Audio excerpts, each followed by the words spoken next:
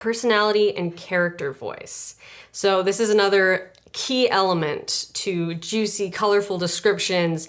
And this is something that you can play with a lot, and it's really fun. I find it really fun to play with character voice and personality and finding ways to weave your character's personality into the description. So we think in the style that we talk, like everything we perceive and think about and have a thought process or internal dialogue about is kind of the same style that we speak in a way. So how does your character's personality and voice influence the way they describe scenes, situations, and other people? That's a really good question to ask yourself as you're going into writing a scene from this character's perspective.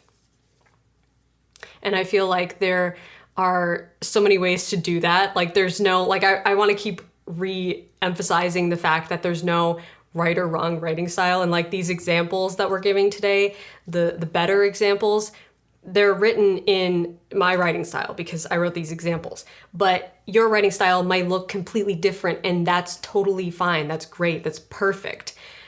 The principle is more bringing these elements to your unique style.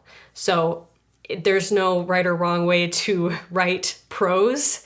It could be more colorful and poetic and lyrical if that's your style, or more simple and to the point and Spartan, I guess, in a way. And those are all stylistic things. So it's kind of more of your writing preference. Right. It's more like taking these principles and then making them work for you, modifying and using them in a way that's going to serve you, not restrict you. So Abby and I always believe in experimenting and trying new things with your writing to see what is going to serve your writing the best and how can you mold it and shape it so that it works for you, not mold and shape your writing so that it works for this principle. This is something that you have to find, how does this work for me? And like Abby was saying, everyone's style and writing voice is going to be different. So let's look at another side-by-side comparison. Let's say you're writing a character who is kind of cheeky and tends to be overly confident and self-centered. And let's say he's walking into work knowing his boss is planning to promote someone in the office, and he mistakenly believes he will be the one to receive the promotion, only to find out that it's been given to someone else. So, side-by-side example. Let's look at the flat example first. Today was going to be a great day. I could feel it. The sun was shining, the birds were singing, and I was walking into the office on my first day being the senior creative director. What could possibly go wrong? Nothing, I thought, until my annoying cubicle neighbor Emily walked up with a taunting smile and said, "Good morning, Bryce." "Good morning," I replied suspiciously. "Why do you look so pleased with yourself?" "Because I got the promotion," she burst out, rubbing it in by sticking her hand out for a shake as if we'd never met before. "You're speaking to the new creative director." I stared at her, dumbstruck. I couldn't believe it. So this is okay, but it's kind of bland. It's kind of on the nose. And I want to, if I saw this description in my own writing, I would want to bring out more of Bryce's personality, okay? And show how he's cheeky and full of himself, and also ramp up the emotion and tension between him and his coworker. So here's a possible way to do that. Today was going to be a great day. I could feel it. The sun was shining, the birds were singing, and I was striding into the office on my first day being the senior creative director. Okay, maybe I was strutting more than striding, but who cares? I deserved this promotion. I'd worked harder than anyone in the office, knowing that one day my efforts would pay off. One day, everyone else would be answering to me.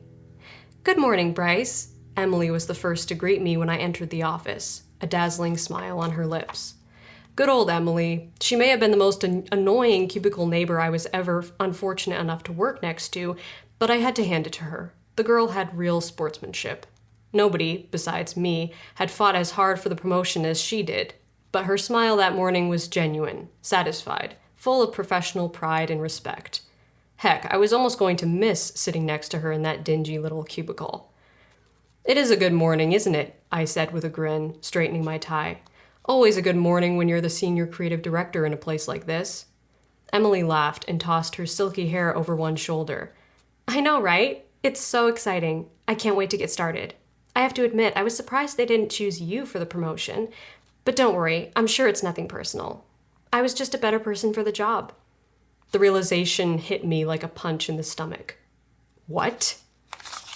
So, as you can see, the difference here is that we're emphasizing the character's voice and internal conflict way more in the second example.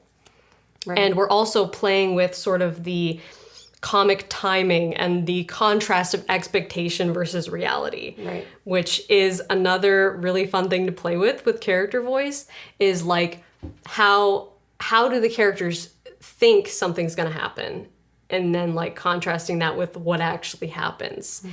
And showing it kind of surprises the characters but also surprises the reader at the same time with this different outcome. And it's a great way to hold your reader's interest as well. But that's kind of like another topic. I don't know. Well, another interesting thing to point out too is the fact that the better example is almost twice as long as the first example. Yeah. And so this is a really good point to hit on, is that it's places like these when you want to bring some more words into the mix, because so often, a lot of when you're editing, a lot of emphasis is put on what words can be taken out, what words are not necessary, what words are perhaps distracting from the main subject.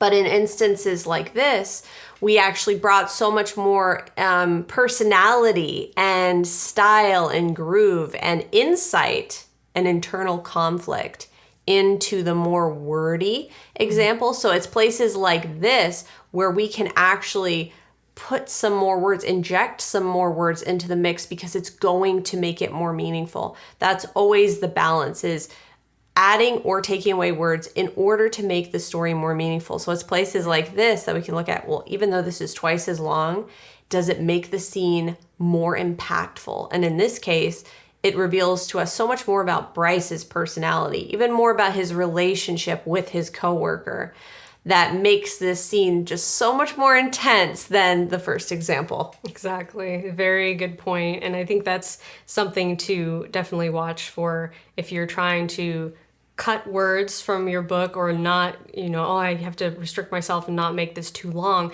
Sometimes it's better to make something longer and the pacing of it longer, more of a build-up, right, in a meaningful moment, because you have internal conflict and you have some pretty complex emotions happening between your characters. That's a time where you want to take your time. You don't want to rush through that. So appreciating and understanding like the pacing of the scene, and like what kind of pacing would make my reader feel the most for my characters is more important than making things go by quickly. I think that's an excellent point. So definitely have fun with that, play with that one, and enjoy the creative playtime of like exploring your character's personality and their inner dialogue and their voice, and seeing how their personality reflects upon their voice, upon their word choice, how they see themselves, how they see other people. It can be just a really fun exercise to play with different character personalities and see what you come up with.